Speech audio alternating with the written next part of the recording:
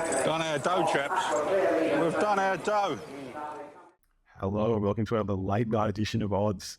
So this is a week of racing where there are lots of listed and group races all over the place. So Sunshine Coast Cup, Blue Diamond previews at Sandown, not Caulfield because of the grandstand fire.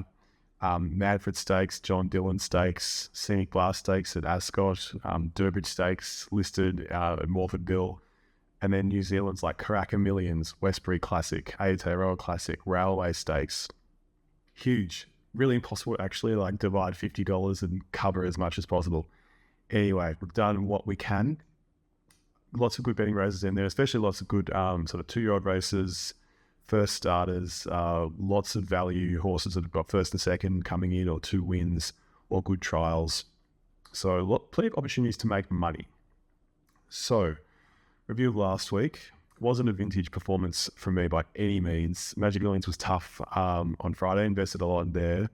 Didn't get a lot back because Astro was the only winner. That paid quite well in the end. I mean, it sort of blew out to 15 in the market. At Sandown itself, Marble Arch was good in the first race after a bit of plotting, figured that out, made the right call, but I mean, it only paid sort of in the $2.80 realm. The rest of the races wasn't close, so sort of just drew back in about $22 out of the 50, so it was not a big winning week. But on the sport, very good. Australian Open finally delivered. Tommy Paul, short-priced favourite. Goff, short-priced favourite. Lehechka, easily accounted for Bonzi. The $1.29 was really good value in the end. And then finally, the fourth key pin of this coup, Davidovich Fokina. He was $1.44 to win at least one set, and he was on the cusp of losing the entire match, third set tiebreaker, wins that, gets us the set we need, and then goes on to win the next 2 and win the match to pull it out of the fire. So thank goodness he did that for us. Good on him in general for progressing. I think he was pretty gassed by the next round, though. He'd had a long match before that. He'd done this. Anyway, he was... that was the end of him, but it was good for us. So $42.60 back to the 28 late, sort of negated the racing. This week, it's much more of a spread. I'm going to try and cover a fair bit of Sandown, a little bit of Sydney, a couple of races at Morfordville, one at Ascot, a bit of the Sunshine Coast, because there's a promo there for money back in the first few races, and then a bit of New Zealand. In the future, I'll try and incorporate more New Zealand form. I need to get my head around the horses there, especially the good horses. I know that Alabama Lass on this is running this weekend as a favourite in the Railway. Haven't got a lot of insight there. We'll put a couple of bets on, but that's something we'll broaden into. And then I just want to make a little segue to my favourite horse who runs at Hong Kong, the Happy Fat Cat. He's been out of form lately. He's a real token horse for me, like a symbolic horse. He often wins at big odds. He's done that at 25 to 1, 20 to 1, and 50 to 1 as well. So doesn't usually start a favourite, doesn't really win as a favourite anyway. So he was out of form for a few starts, and then he had a good fourth, and then he almost held off the field. Last night he flew from barrier 1 to the lead. Pressured too early. There's a couple that sort of were trying to take the lead off him. He kicked up, but it took its toll. So he held off the entire field for the whole straight, except for the favourite at 15 to 1. So ran second, each way bet. Got a small profit to show, and then also a $10 bonus bet, which would be used towards regular weekend racing. But that's outside the scope of what we're doing here. So, yeah, last week overall, down 5 across both of the mediums. Up 9% on racing. Still beating the ASX 200, and let's see what we can do in the future. Their sports sort of at about 5%. It had just gone below. We just got like a few cents below zero. We're down like 0.05%. It's up back up to 5, but I think if we looked at the overall, it's sort of around 8. But I'm glad that racing's sort of still stable. But then this week needs to be good. So starting off at Sandown at the transfer Caulfield meeting, race 1 on 1400. Porter's the favourite, coming off a good maiden win. From barrier 10, probably vulnerable, probably will try and cross. Probably will try and sit third. It won well last time, but some of the losses before that, it looked not amazing, maybe a little bit ordinary. 3 wins from 14. I think maybe the market's a little bit carried away, like the 360s. It's not like a huge favourite, but it's a more open race than that. I'll be doing something on impressive enough for 4 runs back this prep. It's been close in all of them. I just like to go with something at a bit more value in this race. I don't want to be on Porter. Holla Amigos was a good first up. That's a contender. Eugenius the same way. He's beset. And there's a reason that I've gone for Quinella for 1, 2, 3, and 4 with all those. I'll go for impressive enough. Probably just the most consistent, even and measured of those horses. And it's got the 3 kilo claim. Miss Lee down the bottom. I just want to make a note that that's run last at Pakenham, 11th of 11 by 8 legs. Then it's come out and won at Pakenham. Just the start lane, it sat second and paid $8. So that tells you probably all you need to know about racing, that anything can happen, and that form is just a small part of the equation, and that doesn't always mean anything. But still, we have to go by something. So yeah, we'll go each one on impressive enough. The 850 is good. Quinella for 1, 2, 3, 4. Take on Porter into race 2, 1600 metre race. I just want to be on the favourite here, Revelare, out of the Robert Hickmont stable. It was a really good win last time. They stepped up to 1600, just won easily, just went up to them, just sort of wasn't even ridden out. And I don't really want to have anything else here, just a couple of bucks on that as a favourite. Bonus first back if it runs a placing. That's get in and get out. That's all I'm here for in this race. I'll do one exotic. It'll be Revelare to win number 7. Then the field for second, we'll just hope for some outsider. And then for third, I just want to take one horse. Initially, I was going to do the 11, Steal the Sun, but that's also in the market. So I'm looking for a horse that's more of a place getter than a winner. Brooklyn Boss also fits the bill. So I'll take that for third on its own. So 7 into field into 9, just for $1. We'll see what that trifecta can possibly dish up. I don't think number 1, Sir Atlas, will come anywhere. That's the equal second favourite, but I think too much weight, so we'll leave that out. So race 3, Blue Diamond Preview, Colts and Geldings, 1,000 metres. Shining Smile was very good in its first prep, consistent. Around Melbourne Cup Day, behind Tremonti, good second. Won at Caulfield Heath recently. It is really one of the only horses with established form in the race. So I can see why it's 220, but there's a few resuming here. Well, not resuming, debuting and untested. So Menshevik out of Russian Revolution, I like. The name's great. The forgotten political party that just walked out of history. Good name, good trials, and that is what I would like to go at $4. Redders is in the same category at a start turn. Great breeding. $3.50. It's a toss-up between those two. Bermondsey number 2, just crazily priced. 70 for the win, 24 for the place. By Fansiatic. I just would like $1 on that for the place, just for nothing other than interest. Shining Smile may win, but underpriced. $2.22 short. So, yeah, mention it can be each way, but Bermondsey for the place. And then a trifecta, Menchevik and Redders to win. And then field for second. And Shining Smile number 1 for third. Race 4. Big field. Palm Angel's the favourite at $4. It did win well last time, leading and kicking away. It's hard to know whether that was just a good run on the day. It's going to have Barrier 17 this time, so it's going to be a very difficult operation to cross this big field, lead, hold everything else. I wouldn't want to be on at the price. There's a lot of... This is... When I mentioned races with a lot of first starters, a lot of horses coming with like a first and a second, this is what I was thinking about.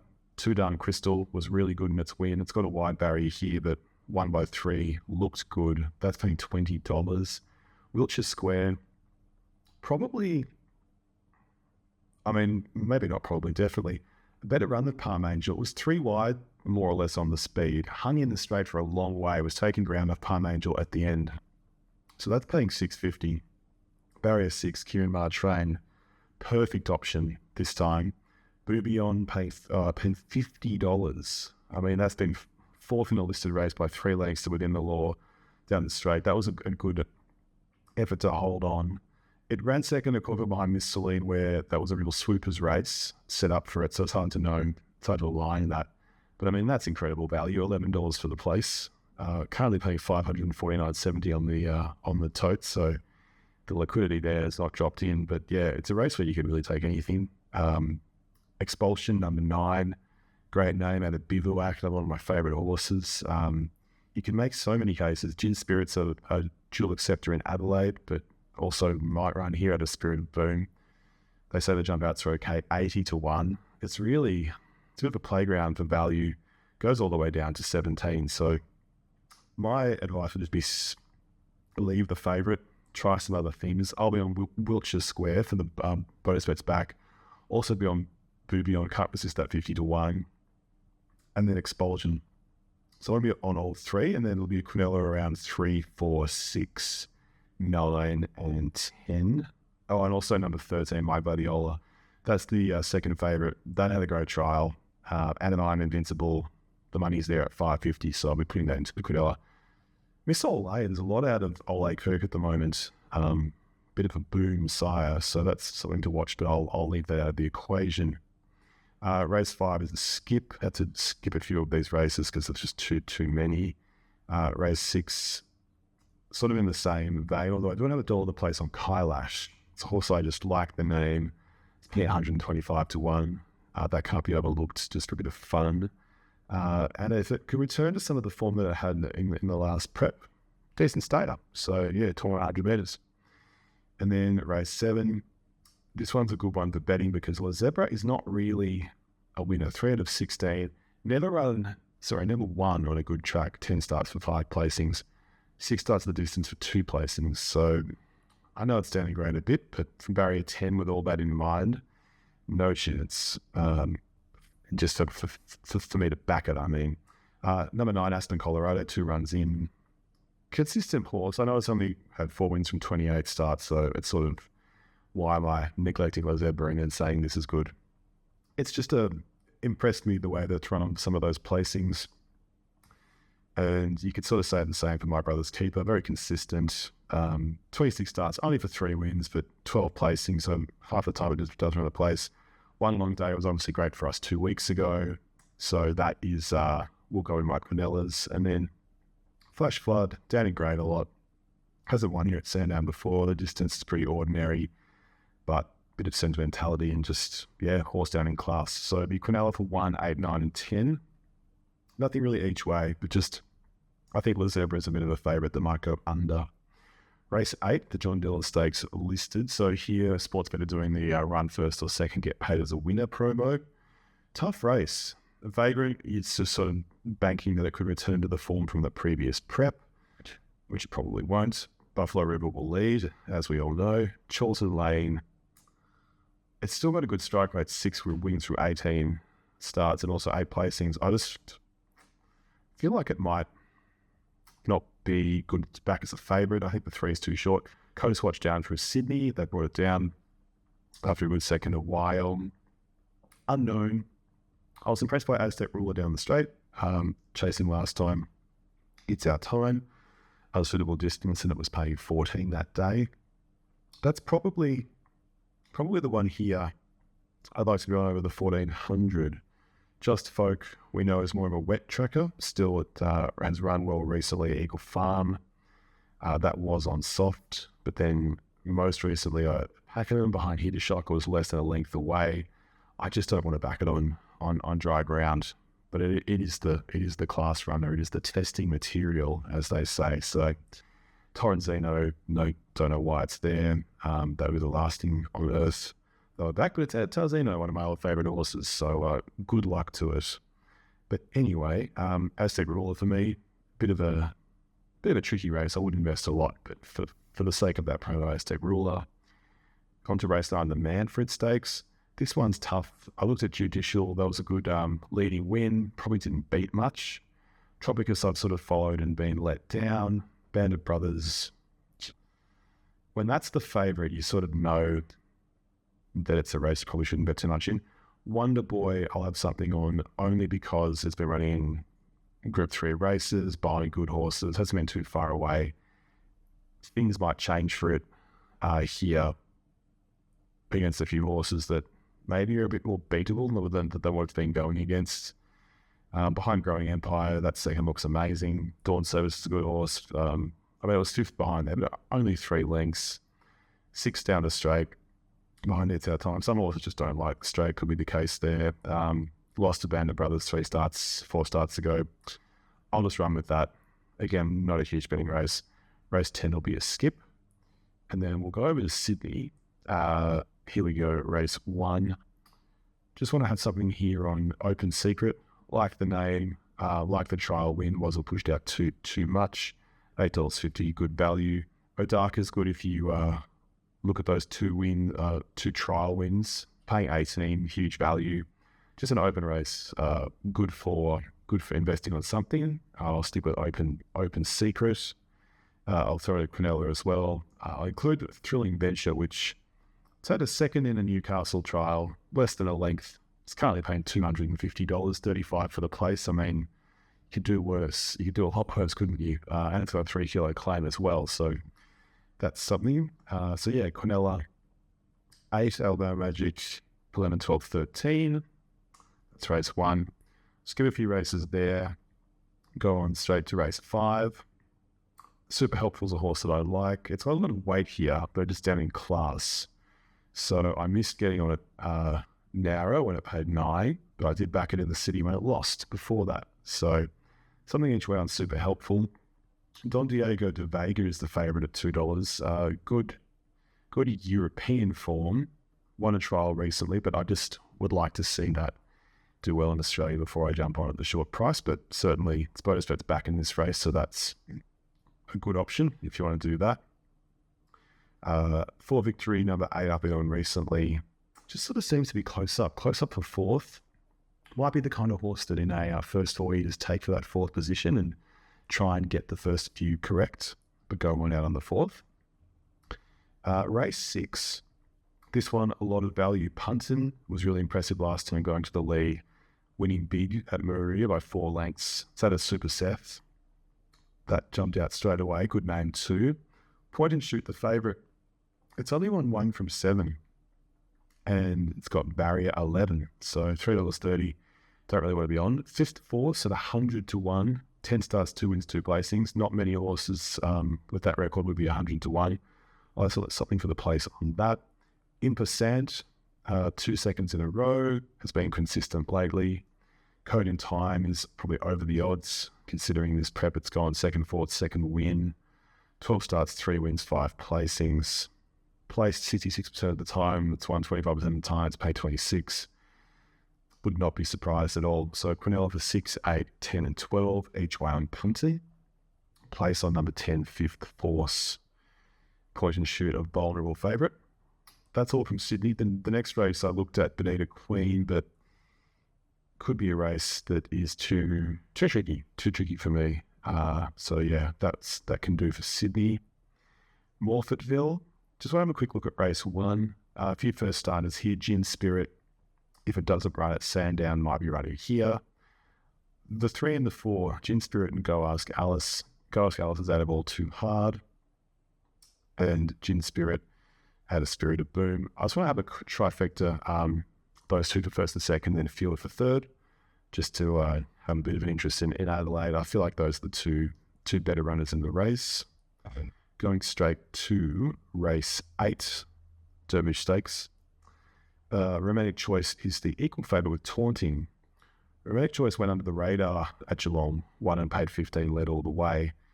Ran against Taunting a few runs ago. Taunting was really good. It was wide early, and then it held on really well in the straight. Sort of surged up, hit the lead, just couldn't go with them late.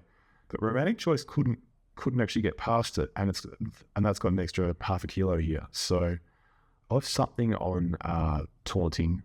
Not a huge go. It's a really open race. Often these Adelaide races, unless they're really high quality races, it's the same bunch of horses, hard to pick. Just something small on Taunting.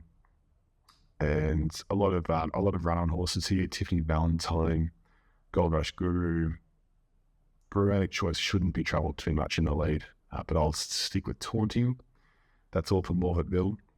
Sunshine Coast, that's part of the promo for races 1 to 6, so a lot of options here. Shaggy, so this is race 1, number 1 Shaggy, coming off like a 6-length win at Coffs Harbour as $1.14 favourite. Keen to see what it does here. Obviously, it'll probably lead and be very, very hard to run down. So win bet on Shaggy, and then that in a Quinella with a couple of the outsiders, number 2 Vega Nova, number 7 Belov, and number 9 Unfaithful. We'll try and skip out a couple of those second favourites, but yeah, just keep it simple and stick with that as a favourite. And then we'll jump to race 4. There was a couple, I tried to look at race 2, that was hard. Texas Firewall doesn't win a lot. Just Flying's going to cross and bleed. It's got a lot of weight, but it's got a claim. It's going for Content with Barrier 10. Tried half listening, 2 starts, 2 wins, paying 7. I was close to going for that, but just a difficult race. There's a few here that just don't like, that want wet when it's probably not going to be that wet. Perionti, it's one of them. So yeah, race 2's a skip. Race 3 is the same. Plea Deal wanted it wet. There was another one as well that wanted a wet Punjabi Landing. Vega's the favourite, but it's a bit of a place getter. Just a difficult race. So skip those. Straight to race 4, open race Spywires, down in class by a big way. It's coming off a trial win. Still paying $3.40 because it's had a lot of losses lately. Cosmo Centaurus is the favourite. It was a good win at Caloundra. It was a good trial win. I don't know, just Barrier 10 in a good field. Well, in a field with a lot of unknowns, probably too short. I'd like to go on Ciphertext. It made up a lot of ground on the inside in its only run. Add encryption. Barrier 3 drawn pretty well. The 40s seem overs.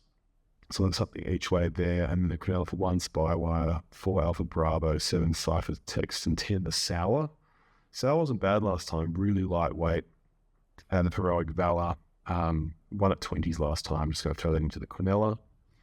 And then skip to race 8, the Sunshine Coast Cup. This one I just want to go right down the bottom. I want to sort of skip out on Orting and Inver Park and the favourite Grand Impact from Barrier 13. To figure out all of those, I like Party for 2. It's a good place getter. It likes the track.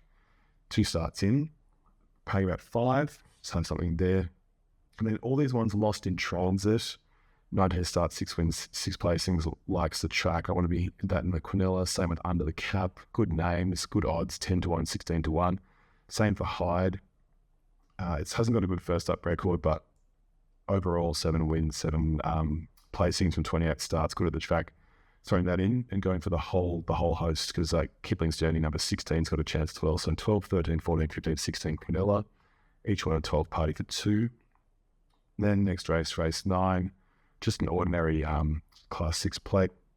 Black on Black Beauty. It's been close up in these 3 runs back for a spell. Barrier 15 is a bit tough, but Flame by Terry Dolan, it's playing 10 out of Zoo Star. Close up, I really like that run behind Bubba's Bay in the listed race at People Farm. It's had the benefit of a trial. So yeah, something each way there. You could go for Centerstone. It's just a good race. It's a betting race with a lot of value, so I'd highly recommend having something there. Skipping race 10, just a quick look at Ascot. The Scenic Blast Stakes was a bit tough. That's race 8.